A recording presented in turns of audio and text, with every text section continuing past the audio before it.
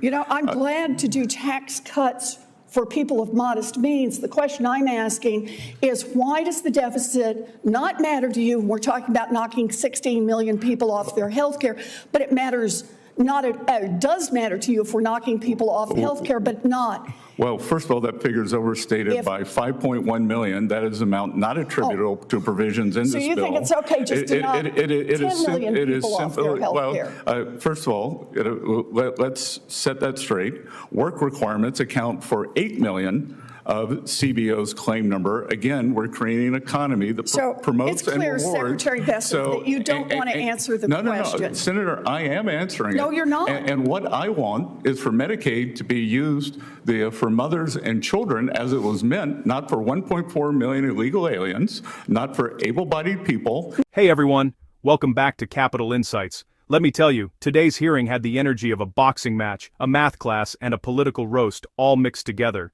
And right at the center of it all, Scott Bessent, standing firm like a man who walked into Congress fully caffeinated and ready for war.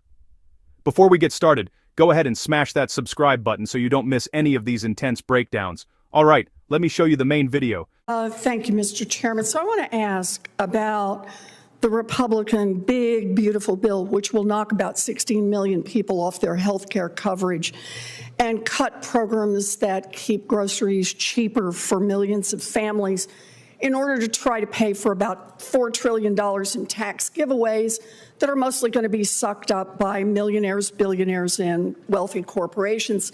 So, Mr. Bessent, Secretary Bessent, I'd like to start with a very simple question. Will this bill increase or decrease the deficit? They're varying scoring on that, Senator Warren. You're the Secretary of the Treasury, so I'm asking you, what is your view? Will this bill increase or decrease the deficit? It is my view that over the 10-year window, it will decrease. You know, do you have anybody who agrees with you on this? Yes, ma'am. Let me ask my question. Okay. Every credible independent expert agrees that Trump and the Republicans' big, beautiful bill would add trillions of dollars to the national debt and would not even come close to paying for itself. The nonpartisan Congressional Budget Office, the Penn-Wharton budget model, and the Yale Budget Lab all agree on this, and they're looking at 10-year windows, thank you. So do the Conservative Tax Foundation and Committee for a Responsible Federal Budget, conservative groups. Even Elon Musk and the Wall Street Journal are criticizing the bill for ballooning the national debt. The only people who are saying publicly that it's not going to add to the national debt are you, Donald Trump, the Republicans in Congress. Do you have an independent group that has put forward numbers that disagrees with all of these conservative groups and disagrees with the Wall Street Journal on this? Well, Senator, interesting to see you aligned with Elon Musk, but if I add... You're no more shocked than I am.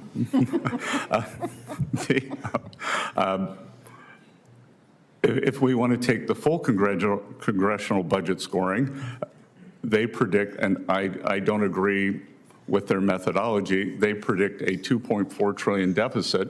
But okay, so the answer to the question is yes. No, but may I finish? They include but they've also scored $2.8 trillion in tariff income. So even in Washington, D.C. math, okay, so, in Washington, D.C. math, that is a $400 billion surplus. Okay, so let me make sure I understand. This bill, you admit, will increase the deficit by $2.4 trillion, but you think there will be another bill and another set of agreements that somehow materialize, haven't materialized so far, don't have any statutory authority, but that will make up the difference. So the answer to the original question, will this bill increase or decrease the deficit? I think you just said it will increase. This bill increases the deficit. No, I want to use all the CBO scoring, and you can't take one without the other. I don't agree with the CBO. One is the law that we are scoring, the bill that is in front of us. We don't have a tariff bill in front of us to score. Mr. Secretary, let me go on to the second question. You have said that government spending is, quote, out of control. You have also called government spending, quote, unsustainable.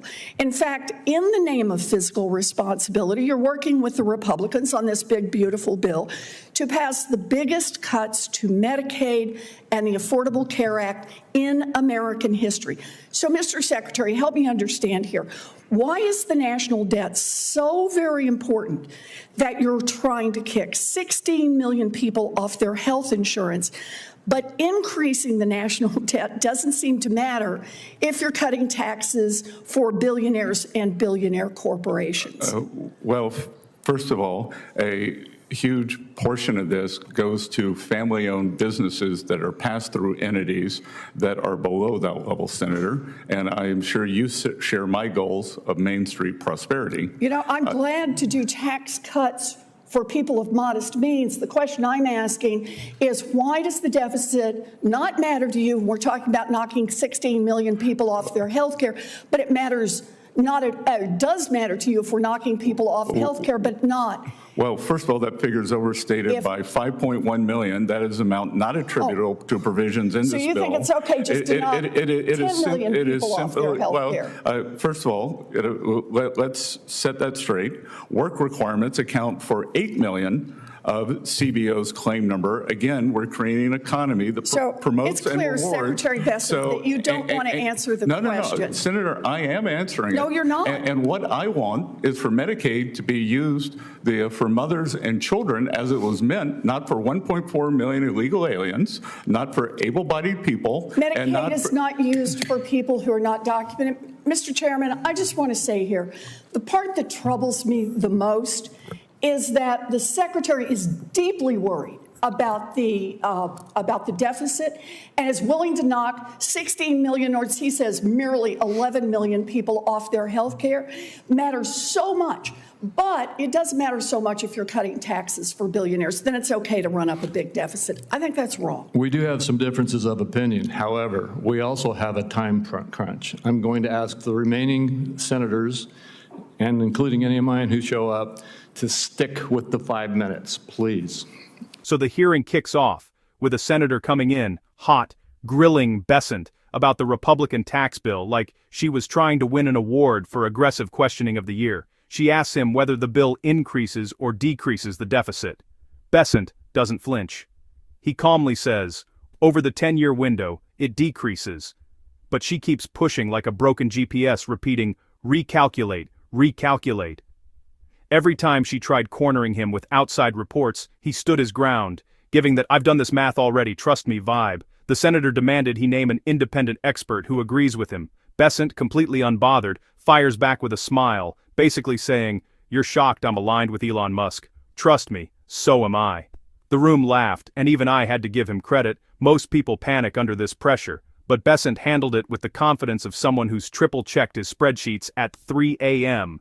He admits the CBO predicts a big deficit, but he explains their methodology misses tariff revenue. In other words, their calculator might be big, but they're still using it wrong. Bessent breaks it down. Yes, CBO projects a $2.4 trillion deficit, but they also estimate $2.8 trillion in tariff revenue. Meaning, if you put the numbers side by side, Bessent says the result is actually a surplus. Cue the senator looking like someone handed her a math problem she didn't study for. The tension in the room was spicy at this point, like, who's going to blink first? Spicy. Quick reminder, now things get emotional when the senator accuses the bill of kicking millions off health care. Bessent jumps in with intensity. That number is exaggerated by over 5 million.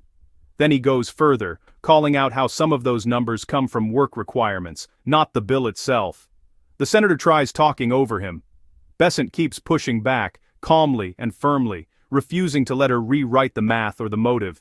It was like watching someone try to push a brick wall. The wall wasn't moving. The senator tries to paint him as caring about deficits only when it hurts families.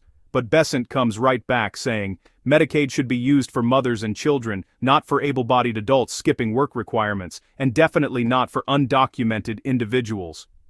Every time she tried redirecting the narrative, Bessent pulled it back to the facts, the math, and the original purpose of the programs. The chairman eventually stepped in, not because Bessent was losing control, but because the senator was running out of steam and time. And that was the showdown. Scott Bessent walked into that hearing with numbers, confidence, and a little humor, and held his ground from start to finish.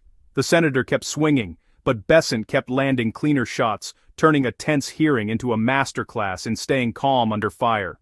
If you enjoyed this narration, hit that subscribe button, drop a like, and tell me in the comments, did Bessent win this hearing or what? See you in the next video.